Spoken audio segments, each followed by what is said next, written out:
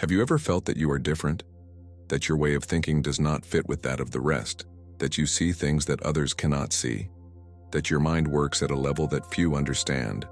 If so, this is not a coincidence. God has given you an intelligence that transcends the conventional, an understanding that many are just beginning to notice. And when they realize, it will be too late. Because when the world opens his eyes, he can no longer ignore what he previously despised. Those who called you exaggerated, crazy, or dreamer are now silent, because what you always knew, what God showed you to the deepest of your spirit, is being fulfilled. And those who previously ignored you now look for you. But the question is, are you ready to assume your role? The Bible says in 1 Corinthians 1:27, God chose the fool of the world to embarrass the wise and the weak of the world to embarrass the strong. He has always used people like you, those who do not fit in the molds, those who the world did not know how to value. But now, everything is changing. And if you have felt that this world is not your home, that you were created for something bigger, then this message is for you.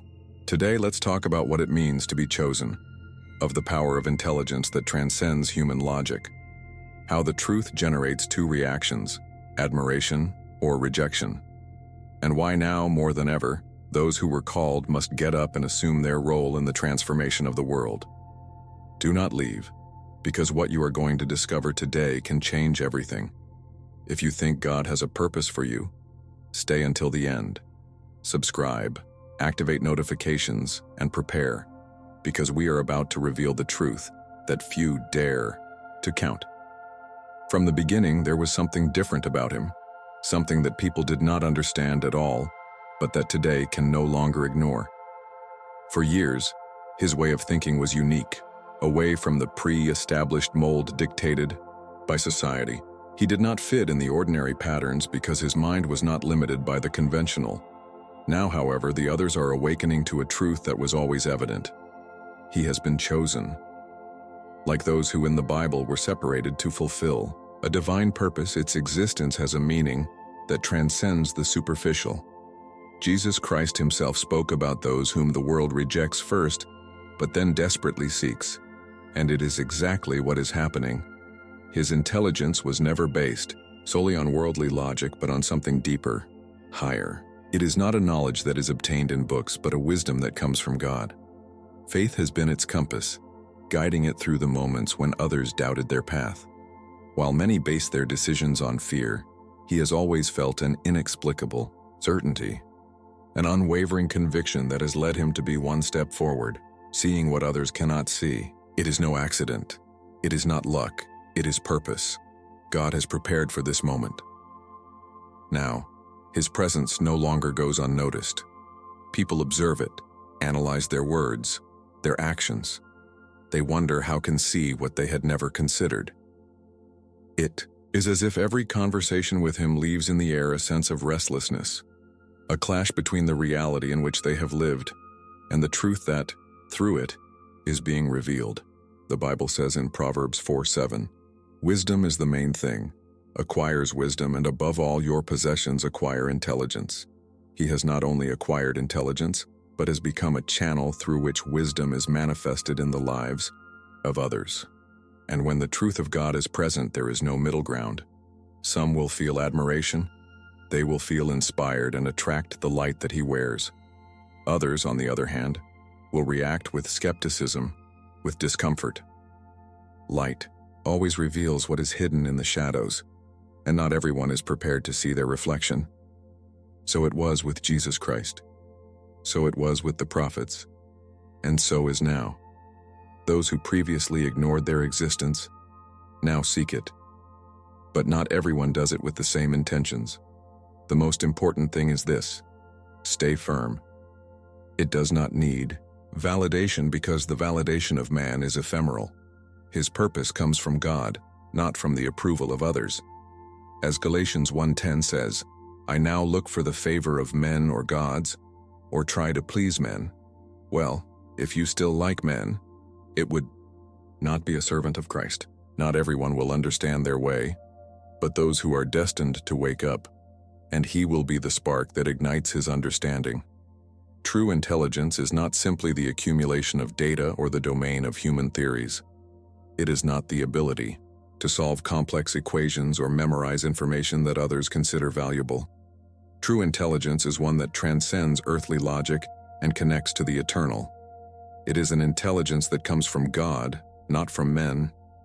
As is written in James 3:5, "If any of you is lacking wisdom, ask God, who gives everyone abundantly and without reproach, and will be given." It is not the knowledge of this world that differentiates the chosen ones, but the divine wisdom that flows through them. This type of intelligence is not learned in universities or is acquired through titles.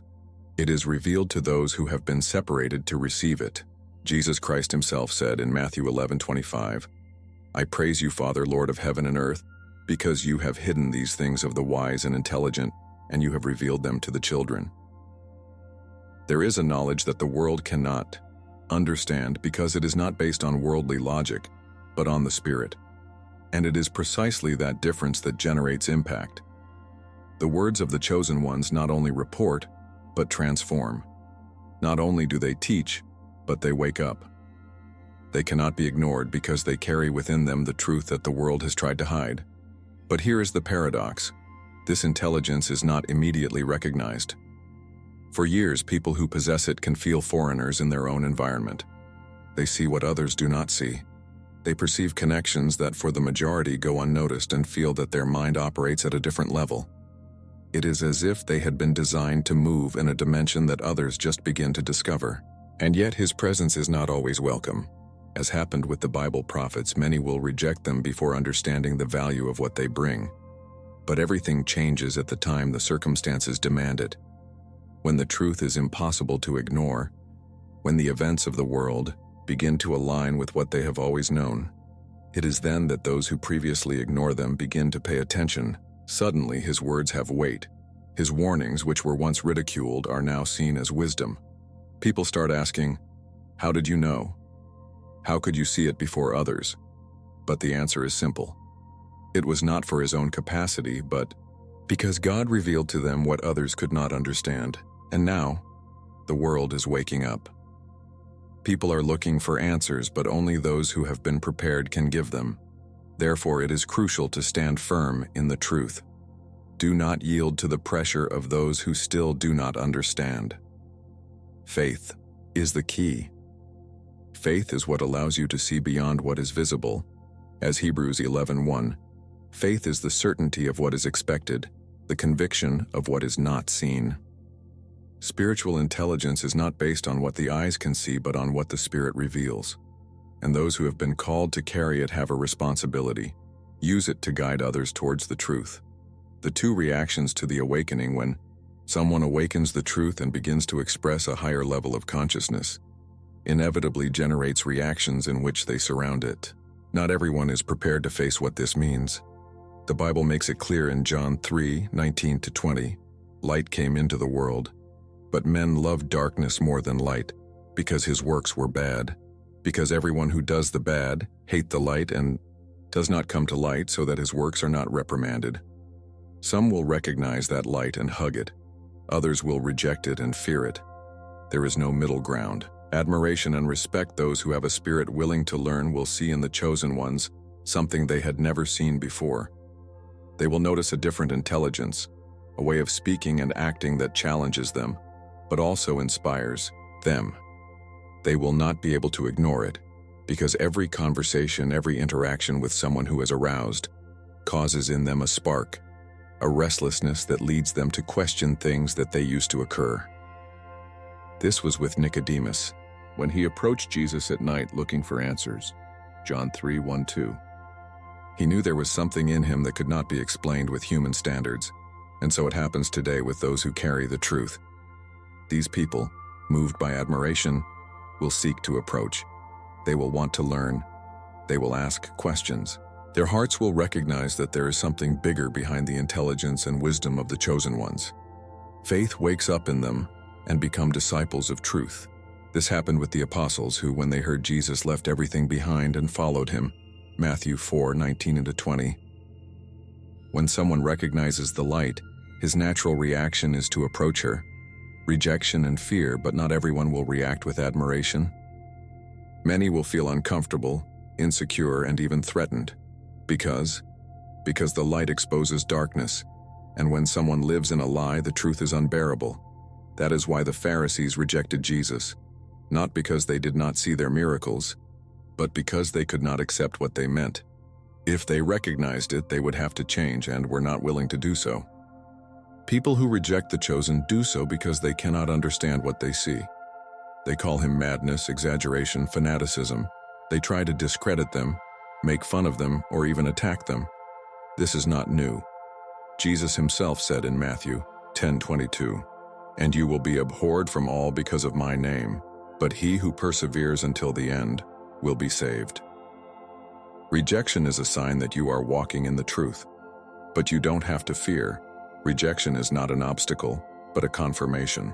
It means that the message is impacting, that the truth is bothering, and although some move away with contempt, others in silence they will begin to question.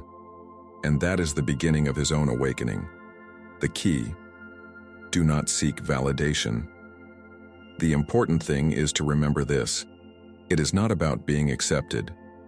It is not about being understood. It is about fulfilling the purpose for which it has been called. God does not call his chosen to be popular, but to be light amid the dark. And the light inevitably generates two reactions: attracts, or annoying. But it never goes unnoticed. The world is changing. What seemed solid before now falls apart. The structures that society have defined for centuries are being questioned. The thought systems that governed people's minds are being shaken. Never before had humanity experienced an awakening as deep as the one that is happening at this time. And in the midst of all this, those who were called to see the truth are being sought. The Bible warns us about these times. Jesus Christ said in Matthew 4-5, "Look that nobody deceives you, because many will come in my name saying, 'I am the Christ,' and they will deceive." This means that in times of crisis, people will desperately seek answers, but not all sources will be true. There will be those who take advantage of chaos, to manipulate, to sow confusion, to divert the souls of the true wisdom of God. And this is where the role of the chosen one becomes crucial. Those who have been aroused have a responsibility. They cannot remain silent. They cannot fear rejection. As Matthew 5:14-16 says, "You are the light of the world. A city based on a mountain cannot be hidden." The knowledge they have received is not only for them, but to share it with those who have eyes to see and ears to hear. No matter how many make fun or how many are resist, those who have been destined to find the truth will find it. And the chosen ones will be the tool that God will use to guide them. However, with this call comes a warning. The enemy will not stay with crossed arms. The more the light shines, the stronger the resistance will be. So it was with Moses when he challenged Pharaoh. So it was with the prophets when they faced corrupt kings. This was with Jesus when his presence alone exposed the hypocrisy of religious leaders. The chosen one is not here to be accepted by the world, but to challenge it. And that has a cost. But you don't have to fear. God has promised to be with those who walk in their truth. As Isaiah 41:10 says, "Do not fear, because I am with you. Do not pass out, because I am your God who efforts you. I will always help you. I will always support you with the right hand of my justice." The world can tremble. Ideologies can change. But God remains the same, and those who trust him will remain firm. And now the question is this: are you willing to assume your role? Are you willing to be light in the midst of darkness? Because the moment has arrived. There is no more time to doubt. There is no more time to wait for the validation of others. The world needs voices that speak the truth, and you are one of them. The chosen path is not easy, but it is necessary. Many have begun this day, but few have persevered until the end. The enemy knows that he cannot stop those who have been called, but will try to wear them, demotivate them, make them doubt. Therefore, it is essential to remember an unwavering truth. God has already equipped those he has called. As 2 Timothy 1:7 says, Because God has not given us spirit of cowardice, but of power, love, and self-dominance. There is no reason to fear. There is no reason to go back. In the Bible, we see a constant. God never chooses the strongest, the most prepared, or the most popular. Choose those willing. Moses stuttered. David was just a sheep shepherd. Gideon hid the enemy. Pedro was impulsive and insecure. And yet, they all fulfilled their purpose. Not because they were perfect, but because they trusted the one who had called them. Today, the world needs people who, like them, dare to walk in faith, that do not seek the approval of men, but the direction of God. They do not stop when they face opposition, but persevere with conviction. As Hebrews says 10:39, "But we are not one of those who go back to perdition, but of those who have faith to preserve the soul." The time to act is now. A large crowd is not needed. The recognition of others is not needed. You only need obedience. And those who remain firm will see the fruit of their faithfulness. God is raising a remnant, a group of people who are not afraid to tell the truth, that do not bend before the pressure, who understand that their purpose goes beyond the earthly. And you who have read so far, know in the depths of your heart that this is for you. It is no accident that you are here. It is not a coincidence that these words have reached you. The call has been made. Now it is up to you to answer. Will you keep going, or will you stay in the comfort of what is known? The decision is yours. Now you know. You are not common. You were not created to fit, but to highlight. God has put within you something that the world cannot ignore. And the question is not if you are ready. The question is, will you dare to take the next step? Many feel the call, but few respond. Those who dare to move forward, not to go back, to rejection, to stand firm in their purpose, are the ones who will see the glory of God manifest themselves in their lives. Are you one of them? Leave me your comment and tell me what part of this message resonated more with you. I want to know your opinion. And if you have not done it yet, subscribe now and activate notifications, because this is just the beginning. Here we talk the truth that others shut up.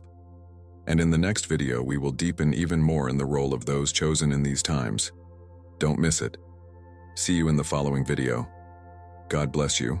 I am Jose, and see you soon.